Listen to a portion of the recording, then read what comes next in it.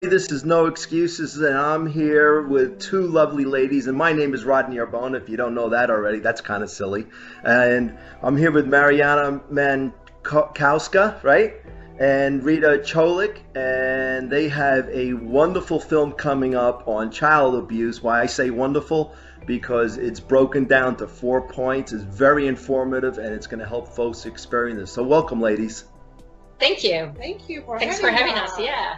It's so great. I always like getting involved in stories of this nature because, unfortunately, so many people don't know where to go. They don't understand what they're experiencing, and they don't know how to go about what their feelings are. So the fact that you came up with these 4 points, tell us a little bit about that. Yes. So the film, this is going to be a documentary feature film on child abuse. And we really want to drive home sort of four main points. One, we want to focus on the experiences of victims and survivors. So those stories are going to be very important. But the emphasis really then goes on to effects of abuse, especially long-term effects, and especially forming healthy relationships, healing from this trauma, and then sort of reflecting in your life about, well, how's this affecting me? Romantic relationship, how is that being affected? And also with respect to parents, so those people who were abused as children now becoming parent, and oftentimes there can be a confusion in terms of, well, what's normal child behavior and when is my child misbehaving? And so this kind of a reflective parenting and sort of knowing about that and being educated about that can sort of help them sort through that stuff. That's great points. Now, also, I've met many people, and I actually have a dear friend who experienced what you're talking about. And one of the things her and I talk about is PTSD. And most people who've never experienced don't even understand that there's these lingering effects. And even when you get therapy, there's still triggers that sometimes you can't get rid of these triggers. And I understand you two ladies also had some experiences yourselves. Can you tell us a little bit, one at a time? Rita, why don't you go first? Yes. So I had an abusive father growing up. He was abusive emotionally, verbally, and physically. And the unfortunate consequence of that is what you had just said, and that's what's being defined by psychologists as a chronic PTSD. And the result for me is that then I became a person who is hyper alert, hyper vigilant, always scanning the environment, looking for danger. And so the result is that I start to maybe have problems focusing, and especially then my body takes a toll because I'm exhausting my adrenal system. Sure. And I just have this sort of like a chronic exhaustion, allergies, all these weird things that are showing up as a result of this prolonged abuse. Well, that's actually very normal. Anytime we put our bodies through stress, one of the key ingredients that affects us the most is our autoimmune system. And once our autoimmune system gets depleted, once again, like you said, illnesses will creep in, viruses are going to take over our body. And these are things that people need to recognize, what you just mentioned. How about you, Marianna? Well, I have everything that she has. It's very funny, really. We are talking about very funny subject. No. And apart from this, I have splitting. So like you see the same person as two different persons, and then in the adult, in the adult life, this causes a lot of disturbance when it comes to relationships, romantic and friendships and everything. Because as Rita said, you're always scanning the environment and looking for the worst, not the best possible options. And also because of I had a very toxic, psychopathic father, and because this abuse was constant until he died, then I was raised in this toxic environment, and I didn't even know that was not normal. So when I was actually 35 years old, I went to treatment in a psychiatrist's hospital. And then they told me that my childhood environment was not the one that should be, which was a shock for me. Sure. I didn't even know at that point that this is not normal. So I thought, because I was told that all of these things that Rita addressed this is my nature. This is who I am. This is my personality. As I very often heard, this is because of my character, of my personality. It's not because it happened. Something happened to me. So I was blaming myself, like, oh, I'm no good, I cannot form a healthy relationship because of me, because I'm trouble, because I'm difficult. And now I know that those are all consequences regarding this child, abuse. So this is what we also want to show in our movie. Yeah, and I wanted to add a couple things to it. So one thing is about this kind of a split mind. This is another thing, because we're right now we're having conversations with psychologists and psychiatrists, experts on child abuse. And so one of the things that Dr. Ramani specifically mentioned was about this mind split that occurs when the child experiences abuse from a parent that loves him, but at the same time terrifies him and abuses him or her, doesn't matter, right, in terms of sex. And so what happens is that the child develops these two alternate realities. And so the journey to healing then in adulthood is all about integrating that, and that takes a lot of therapy and a lot of work. You really can't do that work on your own, because you need someone to reflect that back to you. That's why Marianna had gone through the treatment. I had gone through a lot of therapy, and I continue to have that kind of a support system in place. And so that's one thing. And then another thing is about, and the themes. So we started with that when Marianna said, I feel, or I experience the same thing that Rita has. And so what we found through our research is that a lot of the victims and the survivors experience very similar things. It's all the same. It's very, very similar. One of the main things that have been that's been a big discovery is that we all have these huge fears and anxieties and phobias and panic attacks that seem to be coming from nowhere, and yet are definitely connected to the abuse from childhood. Well, I'm sure one of the main things that everyone is feeling is the fact that you've depleted your worthiness. You don't feel the worthiness. And of course, whenever a person doesn't feel worthiness, they're going to be a target for abuse. And that then, without proper therapy, of course, you're going to then repeat, right? Because like Marianna said perfectly, you think it's normal until you get the proper attention and the proper help that takes you a step back and understands that, A, it's not normal.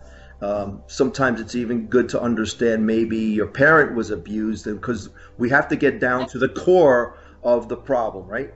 Right. And get all the way down, and maybe it's generations. My dad was abused by his mom. He was always beaten, and I know when he was raising us, a heavy hand was there from time to time, more love and affection than not. But I never hurt him for it. I understood. I understood it was his mother. That's how he was raised. He wasn't raised with a dad. So she tried to use abusiveness to that degree of raising a child.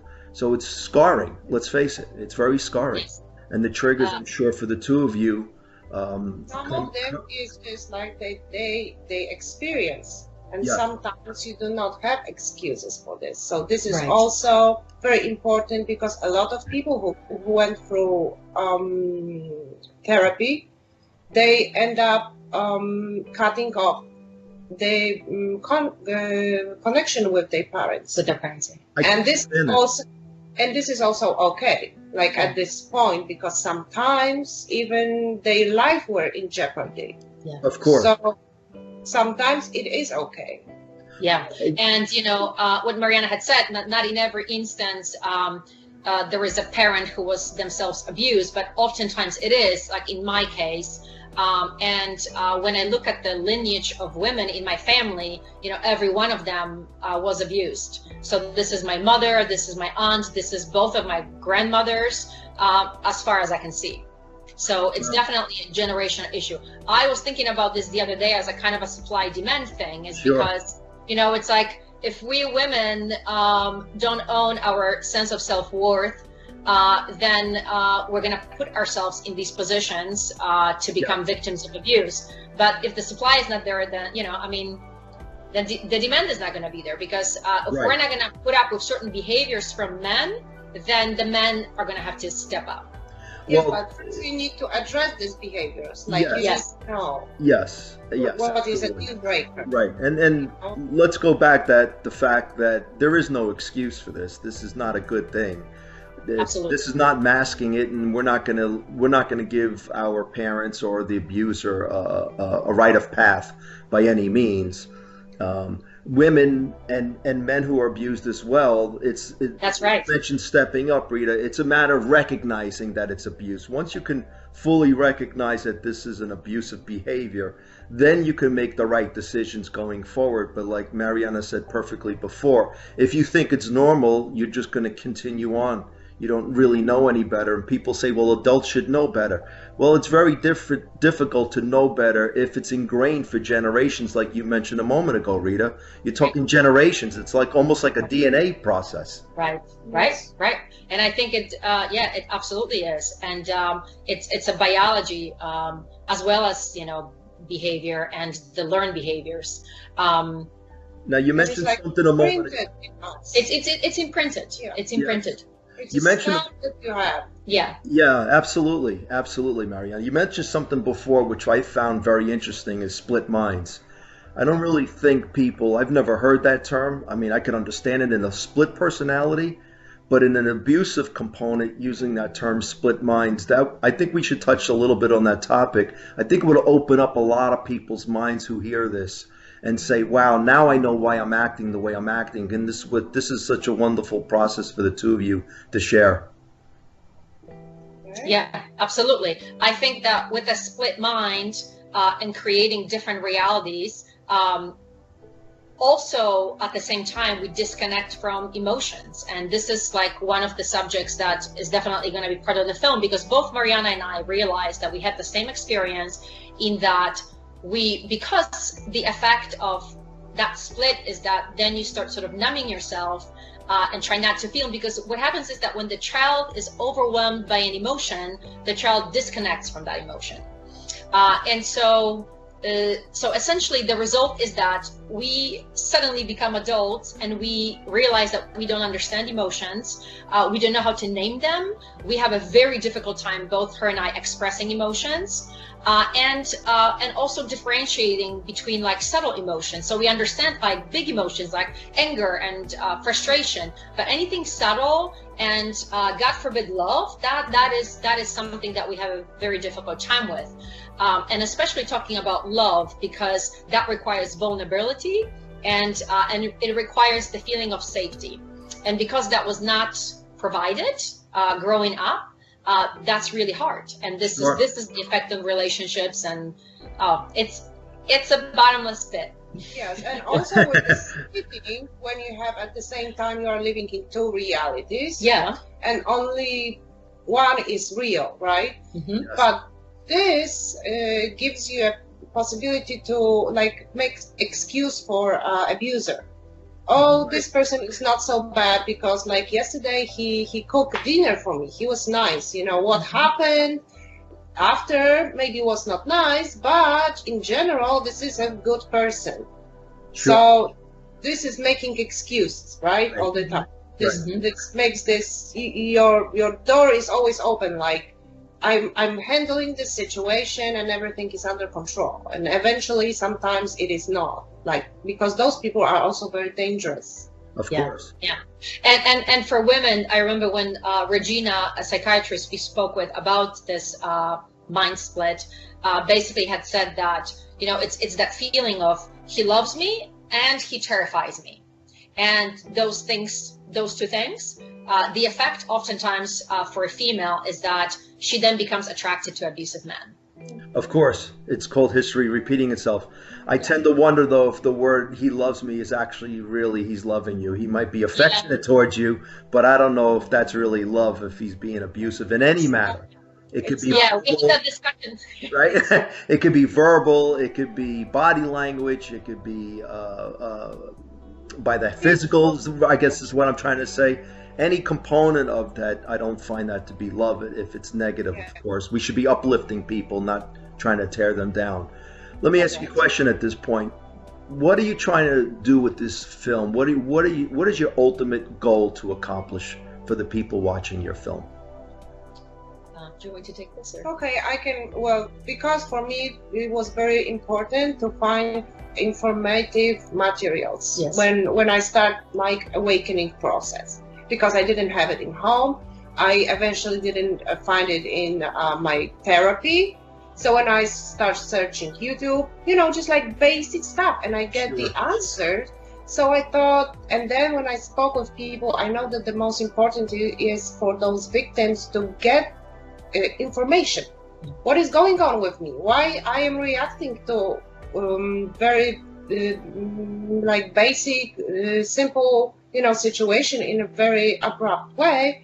Well, there are answers, and you have to just, give them this answer. So this is, I think, one of the goals. Yeah, excellent. This is one of the goals. And of course, the other that we specifically always talk about when we talk about our film is that for people to, defining abuse and for people to recognize if they're in that situation. Because both Marianna and I we didn't know we were being abused when we were being abused. Amazing. And so just that fact, to realize that, is sort of like that first step to healing.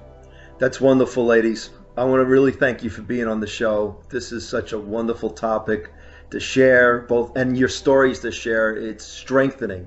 So I can't say enough about how much strength you're showing us by sharing your stories is going to allow other people that level of comfort and the path to finding their own success in life, which is wonderful. So thanks for being on the show. It's been an absolute pleasure. Thank you so much, Rita. We appreciate it so much. Oh, it's my pleasure. I want to welcome once again Rita and Marianna for being on the No Excuses. We'll see you once again, and I can't wait for this film to come out, and we'll keep everybody informed. Take care, folks. Excellent. Thank you. Bye-bye, everyone. Bye, everyone. Bye.